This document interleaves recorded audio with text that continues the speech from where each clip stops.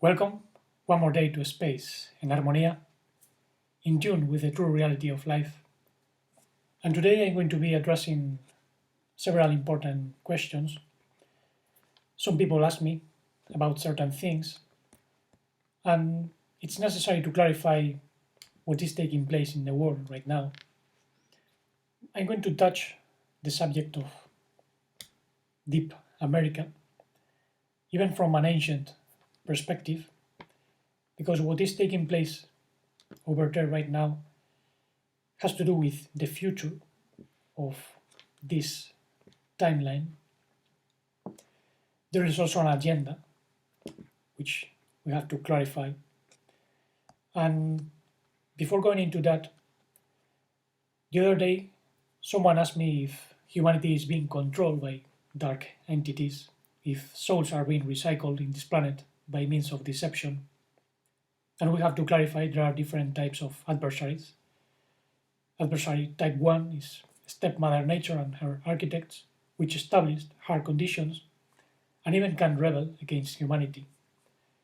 But there are architects type 2 and adversaries type 2, which somehow are fallen souls, many of which are not even Adamic.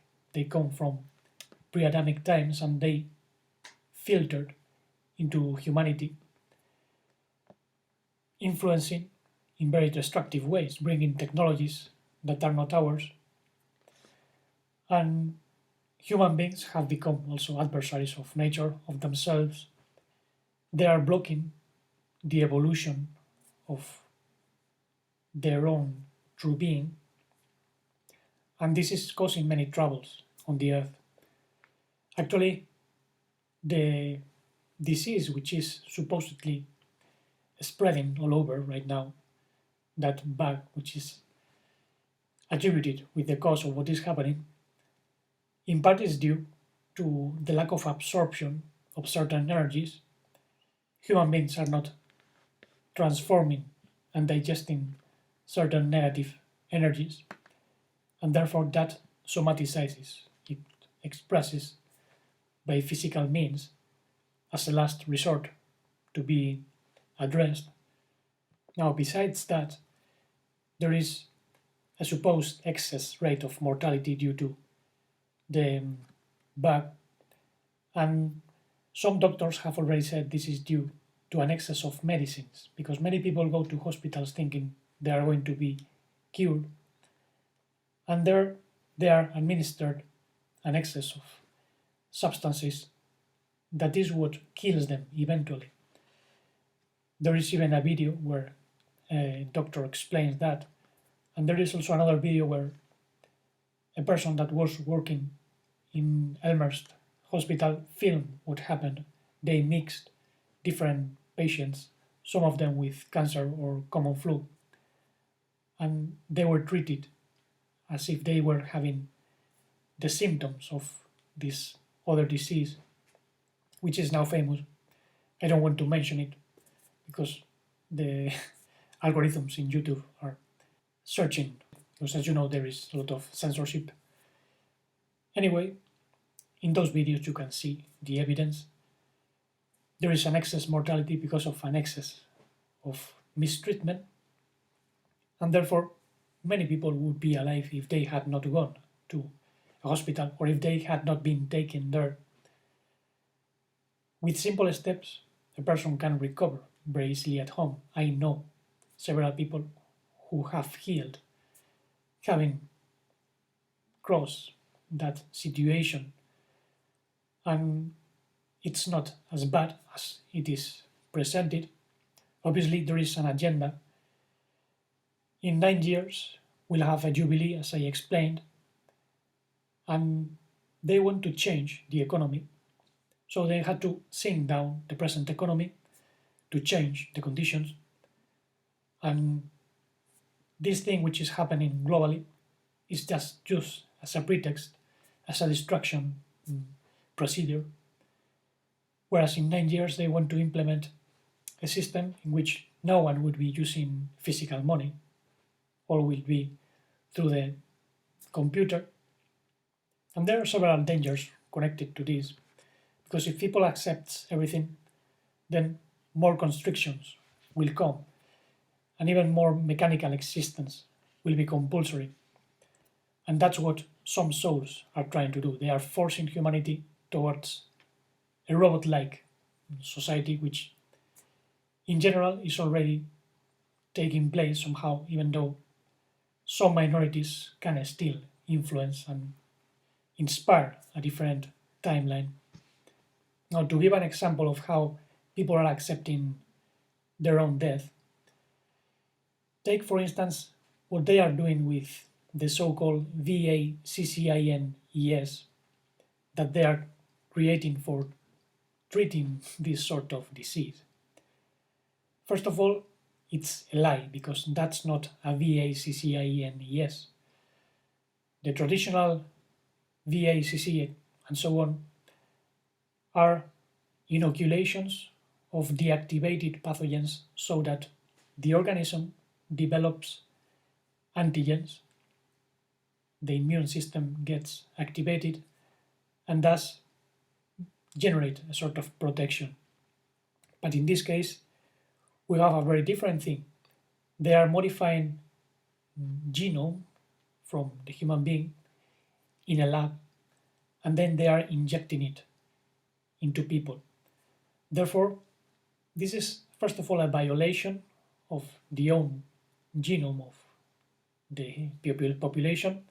It's a violation against laws of this earth, a violation of cosmic laws, and especially a violation of the human dignity, human rights.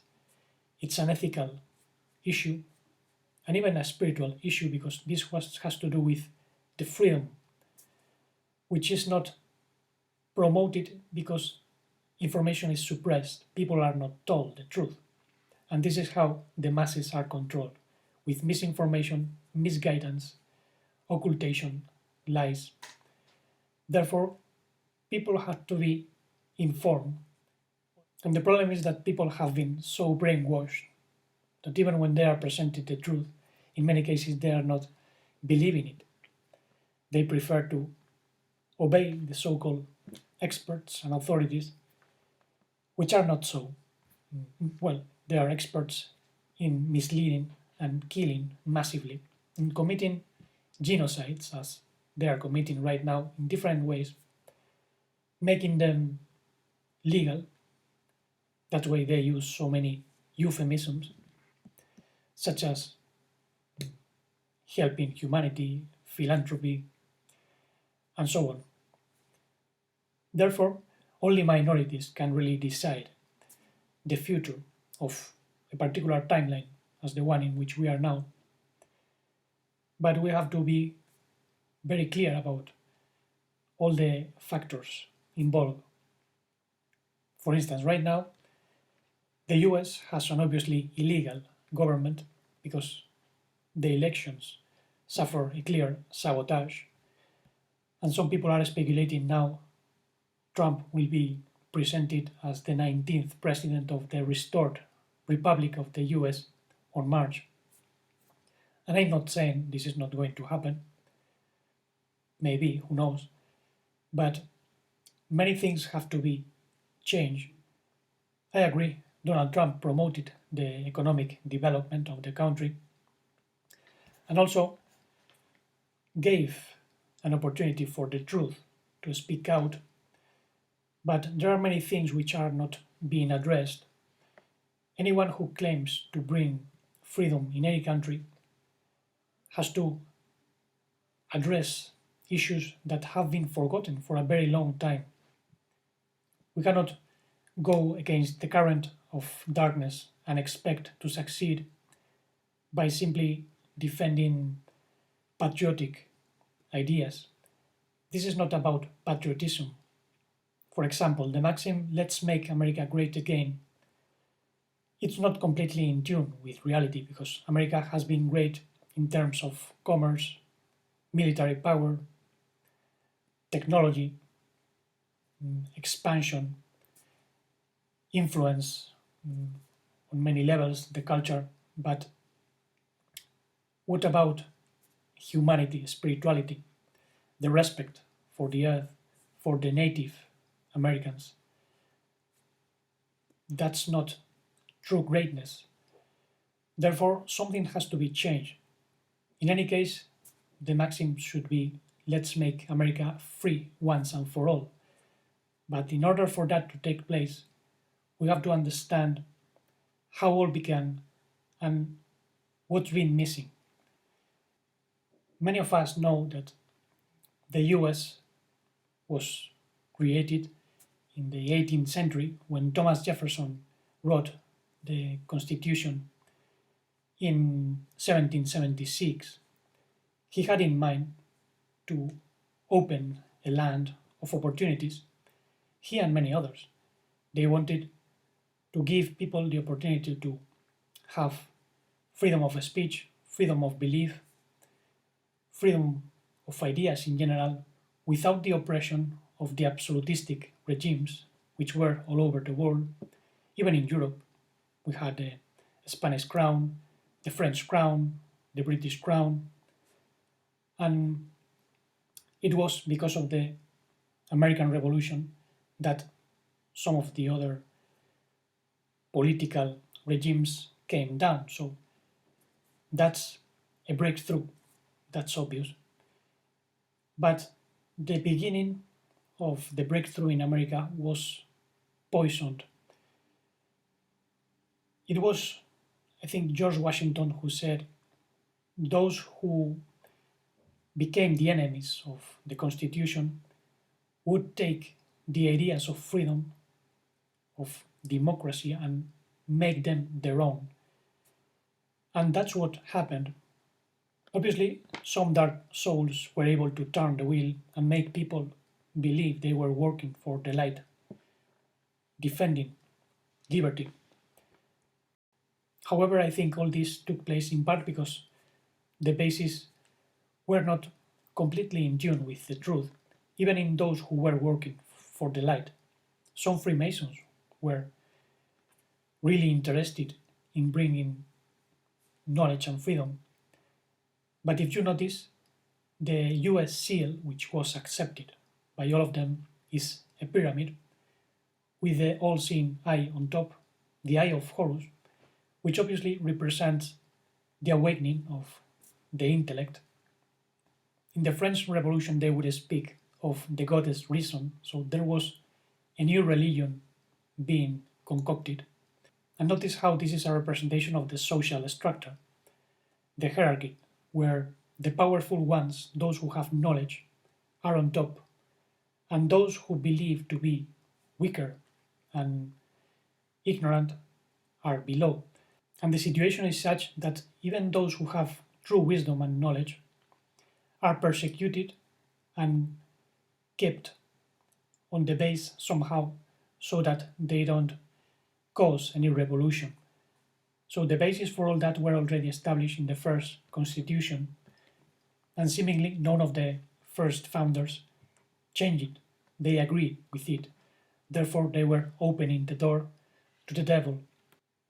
And since true freedom involves knowing the truth, because as the Master said, the truth will set you free, we also have to remember that the Native American nations were massacred, literally, and not by all the colonists, but by some leaders, especially by some wicked souls that were infiltrated in humanity. And from 1,000 tribes, only a few hundred remain, I think it's 300 and something, and they are living in reservations, which are even fewer in number. The Native Americans were not even given the possibility of having their own true nations recognized, the Native American nations. And that's not the sign of identity of a land of freedom. So Deep America has to do with all that, and that is not being addressed. So as long as we are not listening to what the earth is telling, what our heart is telling, as long as we are not remembering who we are and what we are meant to do in this earth, we cannot expect defeat the powers of darkness on the earth because obviously on a spiritual deep level the powers of darkness have no influence at all. We have already won the battle. This is why we have the capability. At that level, we already have conquered. We already have won the battle. This is why some of us are able to calm down and help humanity. But obviously, something has to be done. We cannot just wait and see what happens. If we come to do a work, it's for a reason. There is a situation of injustice being done, and we have to do something in that regard. But as I say, we have to listen to what the true heart is telling. And this is not just a question of the native tribes from North America, but also a question of the indigenous people of South America, which was conquered by the Spanish conquistadors led by the Catholic Church, by Christianity mainly, and they were massacred as well. But the same happened in China when the communist regime started to annihilate those who were not agreeing with communism, and there were indigenous people over there as well. So we have the same situation all over, and you are going to see now a key about all this because we have to understand all this in a general sense, not in terms of you are not indigenous, you are indigenous, you are white, you are red, you are yellow. This is not about races. We all belong to a single group of humanity which was broken into different races for a reason that you'll see now. And going a bit deeper into this issue, 22 years ago, more or less, indigenous people of different tribes appeared to me in visions while my body was sleeping. Some of them were Native Americans, some of them were from South America, but they always told me about cycles of the universe, wisdom of the earth, and I understood very little. I was very young back then and didn't remember very much when I woke up, so it took me lots of investigation and many years of digestion to begin to understand a little what all that was about. And in recent years, more connections have been established within myself. And yesterday, I received an order in my conscience to tell about a story which I heard years ago. It comes from the Hopi elders, and it was told by Lee Brown. I think he descends from them. And the video is in YouTube. I found it again, so I leave the link down below because it's very nice how he explains the story. Anyway, I'm going to give a brief summary so you have an idea. And before going into it, let's consider that according to the ancestral wisdom, the earth has crossed different cycles of time. The age of the spirit, the age of the mineral, the age of the plant, the age of the animal, and now there should be an age of mankind. The problem is that on this earth, the present humanity is still in an animal state because we are not using our spiritual faculties fully and we are behaving more like animals. Obviously, when you mix a bit of intelligence with animality, you get something even worse, especially when you also receive influences from other souls which are not human, or at least they are not Adamic, as we are going to see later. Anyway, at the beginning of the cycle of the animal on this earth, the Great Spirit gathered humanity on a territory which is now under the waters. Remember what I told about a catastrophe in the previous video. And before continuing, when they were referring to the Great Spirit, this probably referred to the intelligence of nature in general, architects, different micro and macro intelligences from the sun, the moon, the earth, even the stars, because all works together. And it is very interesting that the ancestors of the Hopi, which were called Anasazi, used to pronounce the name of the Great Spirit as Tiowa, which sounds very much like Iowa or Iowa, which is a state in the US. I think it comes from an ancient pronunciation of the Great Spirit in Native American language. Actually, I have heard other Native Americans pronounce the Great Spirit as Yahweh or even Yahuwah. And this reminds me very much of the word Yua, which means sun in Swahili. My brother-in-law is from Tanzania and he told me that.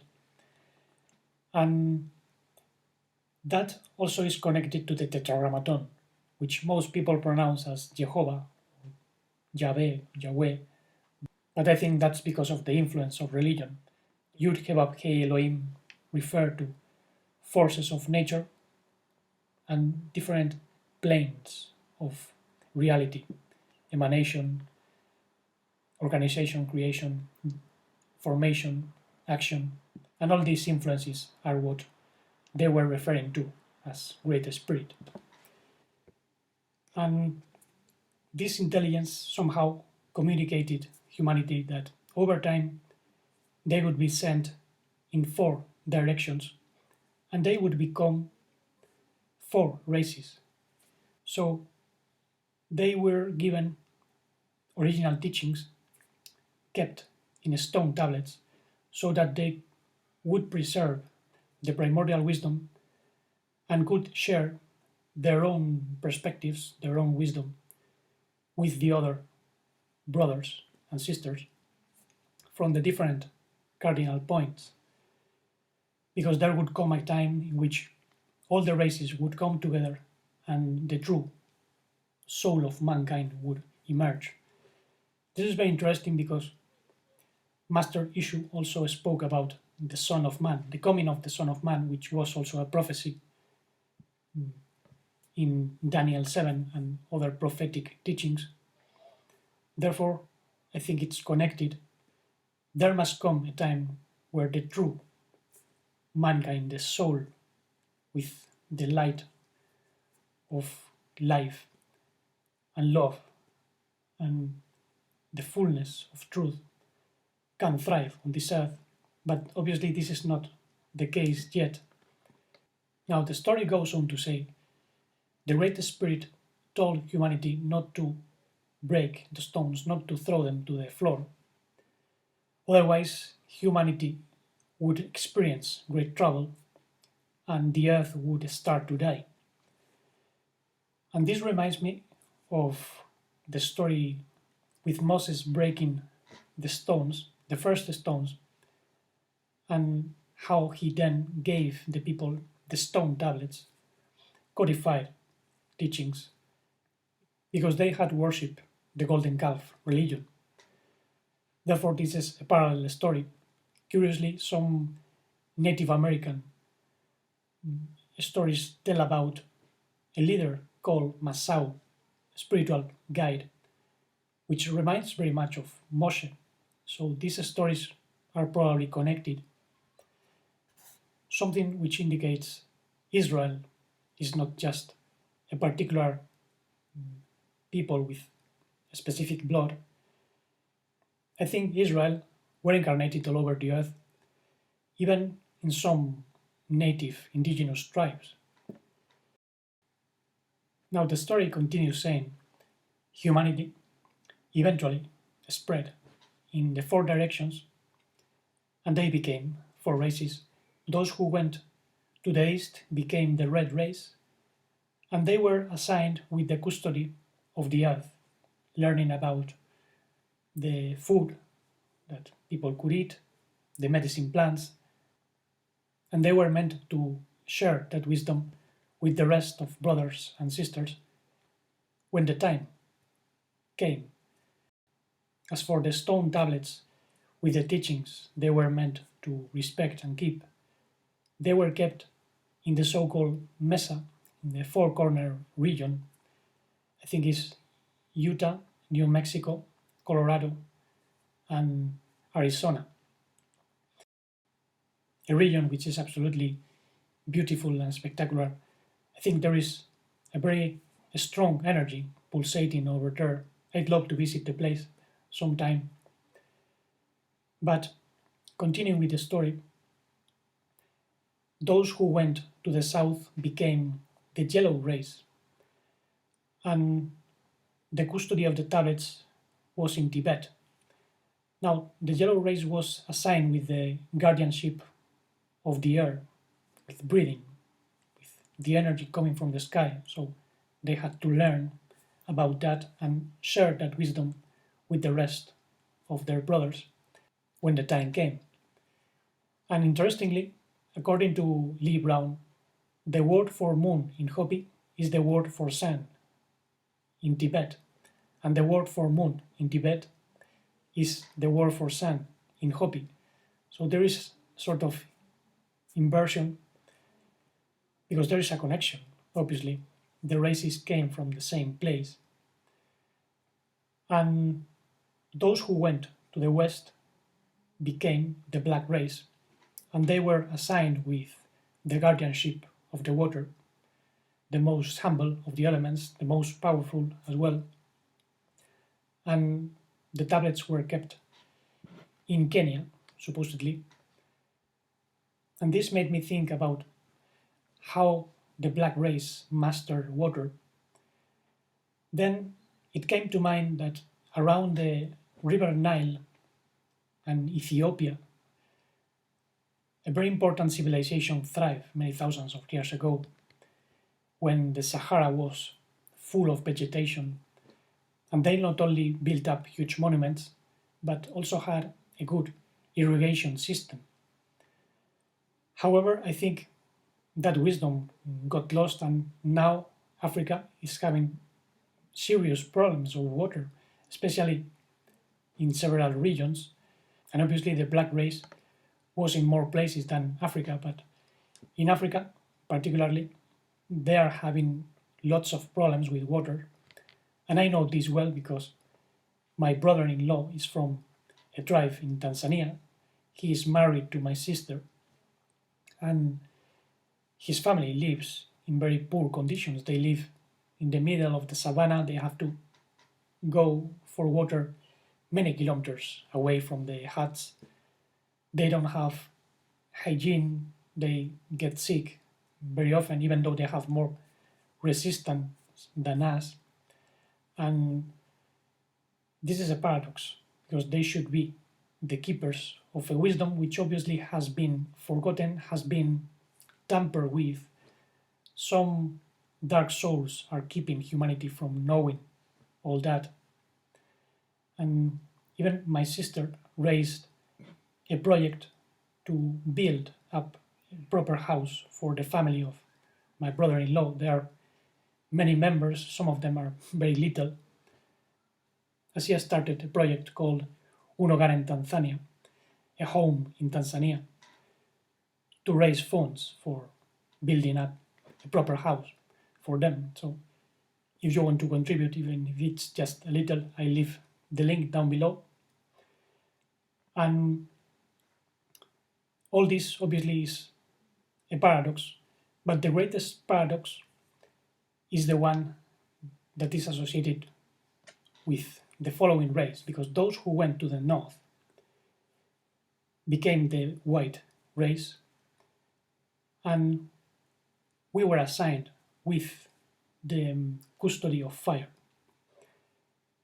And obviously, the cultures that have developed the technology we are using right now have worshipped fire in some way or another, because Our civilization is based on different types of fire, combustion technology, electricity, even solar technology is based on fire. And it's very curious that in ancient times, those who worshipped fire were the Aryans, from which obviously the white race seems to be descending, and they were spread not only through different parts of Europe but also in Central Asia up to China. There have been found the mummies of the so-called Tocharians, which wear garments very similar to those of the Celtic traditions. And we know that in Persia they worship fire, Zoroastrians worship fire, but obviously that was in ancient times. Later on, the worship of fire became different. Our modern technology is based on different types of fire, and it mostly comes from ideas that were taken from Atlantis, I think. Actually, some scientists acknowledge that they got their ideas from the old gods. German scientists, even Werner von Braun, admitted it. And I think there is a Prometheic technology which is disrupting the guardianship of fire. Therefore, technologies based on combustion are not natural. And as you might know, there is a very interesting myth in Greece. It is said that the Titan Prometheus stole fire from the gods of the Olympus and he gave it to humanity. And as punishment for that, Zeus took him and fastened him to a rock, where an eagle came and began to eat his liver, which would regenerate over time. So that was his punishment. And I think all that is connected to reincarnation, some recycling of souls that mix up with Adamic souls, but they are incarnating somehow in the bodies that were destined for Adamic souls and not for pre-Adamic souls or other type of souls, which I think are the chaff, the tares, which the Master mentioned in Matthew 13. Some of them came from pre-Adamic times. They were the Edomites, the kings of Edom, and obviously they were the ones who built up those huge monuments. I think many of them were humanoid but had different features, even draconian features. We have some strange skeletons, skulls resembling reptilian features. And obviously they had a powerful technology, but there was a great catastrophe. Then there were other types of soul that became a combination of animalistic traces and Adamic traces. As it is said in Genesis 2, Adam gave name to the creatures of Adamah, Yud-Heh Elohim presented to him. And obviously, there were creatures that developed emotionally and mentally, and they somehow acquired a semi-Adamic consciousness, but it wasn't full Adam. Therefore, they became a sort of adversary for humanity as well, and they mix up, influence later generations, especially after the fall, when Adam is split into man and woman, into spirit and psyche, and it begins to incarnate in a species like ours.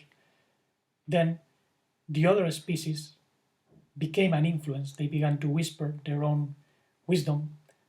Actually, I think some of those semi-Adamic creatures were possibly what in Egypt was known as Thoth, the god of wisdom.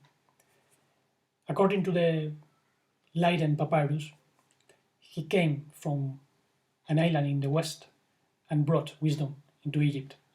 So those species came probably from Atlantis and brought the knowledge into Egypt, and that's why such a huge civilization was started, inspiring later generations, even the Egyptians, which inherited all that. And that Thoth was the giver of names, just as Adam in Genesis 2.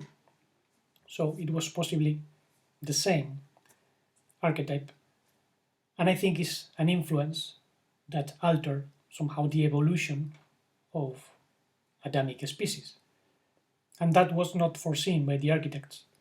Actually, according to the scriptures, they forced another catastrophe, because there had been a previous catastrophe thousands of years before, the one that shifted the poles and made the earth crust to move. So in ancient times, the center of the world was in another part. Actually, there is a place in Turkey known as Göbekli Tepe, which means the belly bottom of the world, and that was considered to be the center of the world. And many regard that place as the area where the Garden of Eden was once. And in Greece, we also have the little stones known as omphalos, which mean the belly button. So obviously, in ancient times, the north was placed differently. And the problem is that right now, humanity lost the north completely, and very few are attuned to what is taking place. So we have to remember. But we don't have to be scared about what is taking place or about the influence of fallen souls.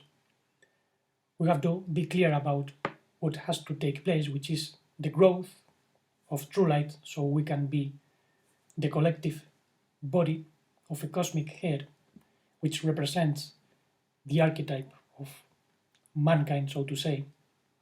The so-called universal Messiah is the archetype of the mankind of light, which must thrive and grow through the present humanity. This is known as the Son of Man, the coming of the Son of Adam. And the Master said there will be changes and catastrophic conditions on the earth and changes on the stars during the coming of the Son of Man, the Ben Adam, the Son of Adam. But no one knows the hour and the day, only the Father. And I think we might still have to wait for several decades or even 100 years to see a stable manifestation of the Ben Adam all over the earth. Because right now we have that nature growing within ourselves, at least some of us, obviously. And in general, we are experiencing the animal stage. We don't see real humans, the true mankind, because in ordinary conditions, we are still affected by animal emotions, fear,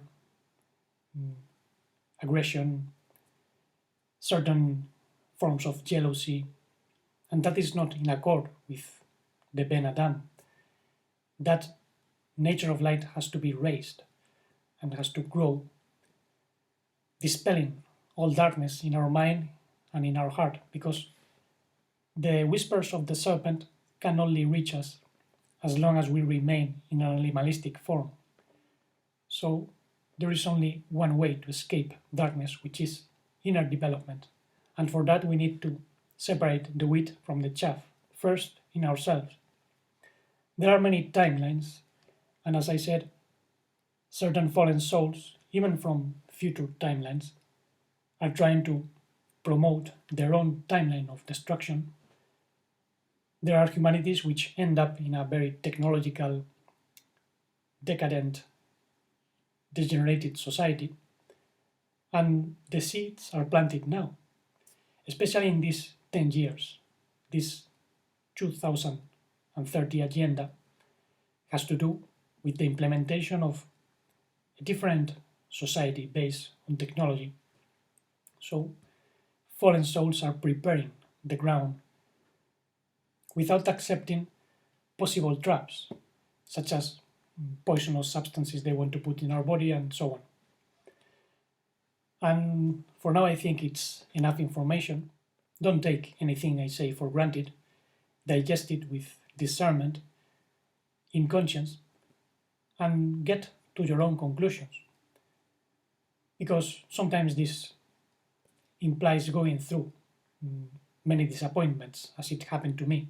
Several years ago, I got sick because many things stopped having sense, and I had been disappointed with many ideas, many points of view, and I didn't find a meaning to continue living. But right now, I came out of that situation with even stronger convictions.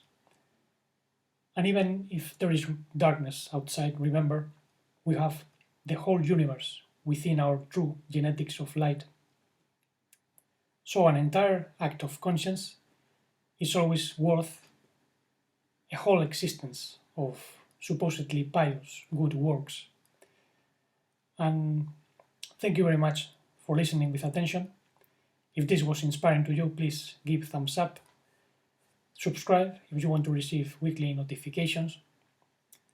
And until the next time, let's keep our heart well open to keep expressing the supraconditional love and modified life, integral conscience, and deep, blissful serenity.